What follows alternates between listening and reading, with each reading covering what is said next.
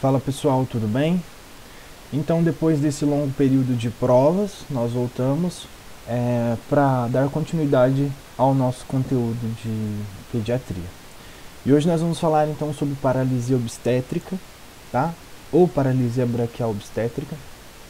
E nós vamos dividir essa aula em vários módulos, porque é uma aula mais longa, certo? Bom, então para começar, eu queria dizer para vocês que esse termo hoje, paralisia obstétrica ou paralisia braquial obstétrica, ela é muito conhecida, porque foi um dos primeiros termos utilizados, tá? Mas as evidências atuais já mostram que não é certo se falar paralisia braquial obstétrica ou paralisia obstétrica, porque remete muito ao obstetra, como se ele fosse fator lesionário primário, tá? E as evidências vêm mostrando que isso não é totalmente correto, certo? Então, está aqui paralisia obstétrica, mas vocês podem corrigir, tá? Ou podem colocar como paralisia braquial perinatal, tá? Por quê?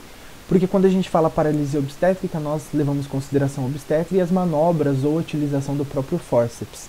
Mas isso já vem sendo mostrado aí nos artigos que não, pois muitas crianças nascem com causas atraumáticas da própria paralisia, tá? Então não foram causas das manobras dos médicos ou pela utilização do fórceps, e sim talvez por uma propulsão de força maior materna, né, enquanto a mãe está fazendo uma força maior para expelir essa criança, podemos dizer assim.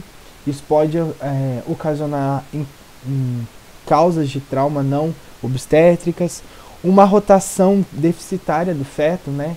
Durante o posicionamento dele, ele tem uma rotação deficitária, e essa rotação deficitária é quem vai causar a paralisia braquial dele, ou seja, a lesão no plexo braquial dessa criança, certo? Bom, então essa paralisia ela vai ser resultante de lesões da fibra do plexo braquial, seja ela pelas manobras obstétricas ou pelo que a gente já falou, propulsão maior da mãe, né, e rotação deficitária dessa criança. Isso vai trazer como consequência, né, um estiramento excessivo das raízes do plexo braquial e dos troncos nervosos, e isso pode ocasionar-se por uma avulsão radicular, e nós vamos falar isso mais pra frente, certo? Bom, a incidência continua como toda a patologia que nós vemos falando, tá?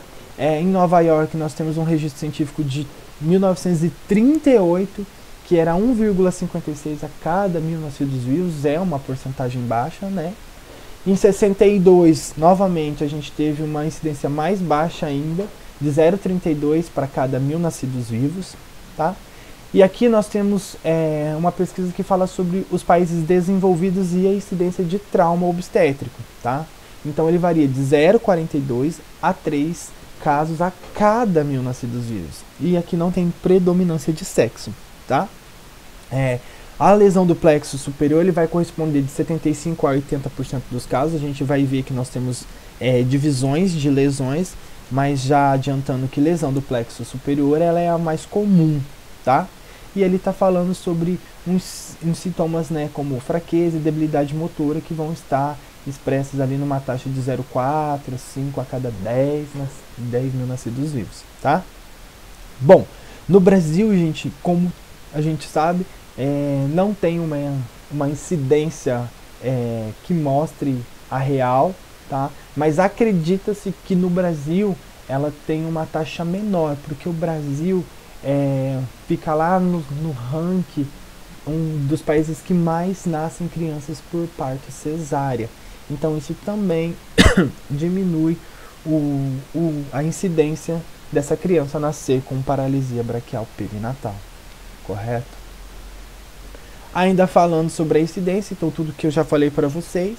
Então a indicação de parto cesárea em condições de risco, de injúrias ou até o fator da mãe querer é o que diminui a incidência. Novas técnicas obstétricas, também mais seguras, estão levando à diminuição da patologia, certo? Bom, e a gente falando sobre patogênese e ainda continuando falando sobre os fatores de risco, aqui eu trouxe uma tabela que mostra sobre os fatores de risco para ter-se a lesão do plexo braquial.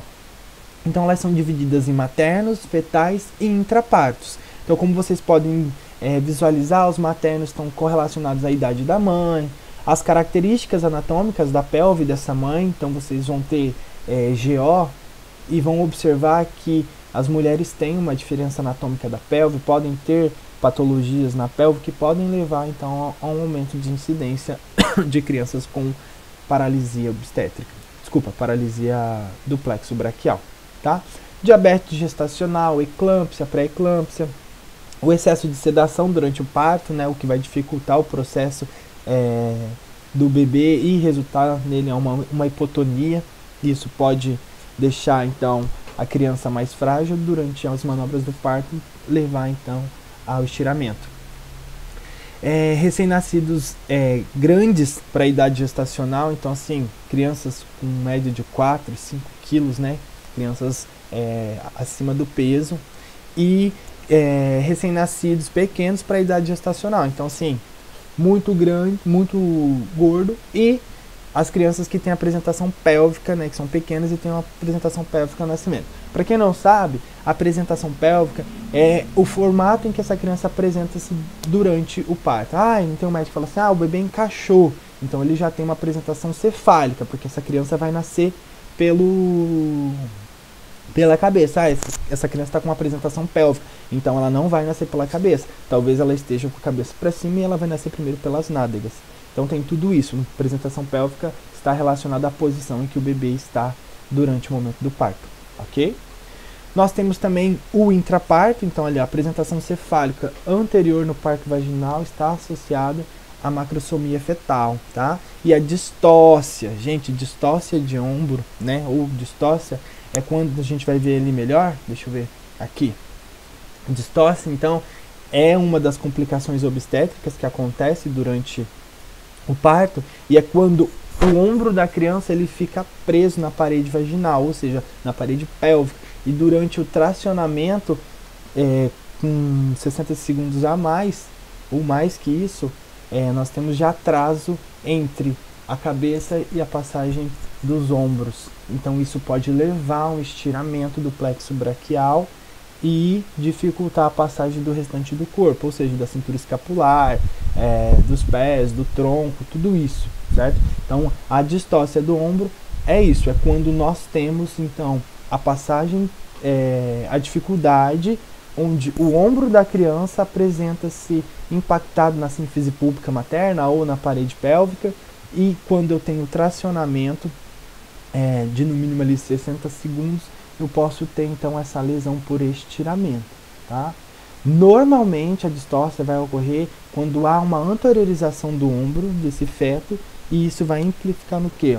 Num combate entre o ombro e a sínfise púbica, tá? Então esse impacto, o médico faz a tração pela cabeça do feto e isso gera um estiramento, certo? Então ainda falando sobre distócia, tá? Que eu trouxe para vocês uma tabela que está mostrando aqui os fatores de risco para essa distócia. Nós temos eles pré-parto e no intraparto, certo?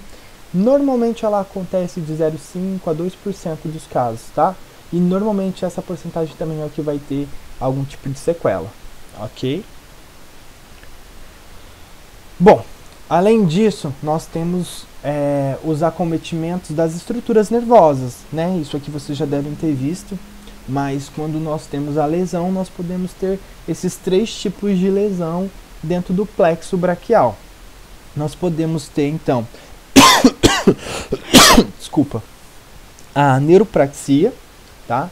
Então aqui está descrito no quadro, mas de forma mais simplificada. Na neuropraxia, eu vou ter lesão da bainha de mielina, certo? Então eu não vou chegar no citoesqueleto do axônio, eu só vou romper ali bainha de mielina, tá? Então assim, vou ter talvez uma pequena interrupção da condição nervosa, mas eu não afeto o axônio.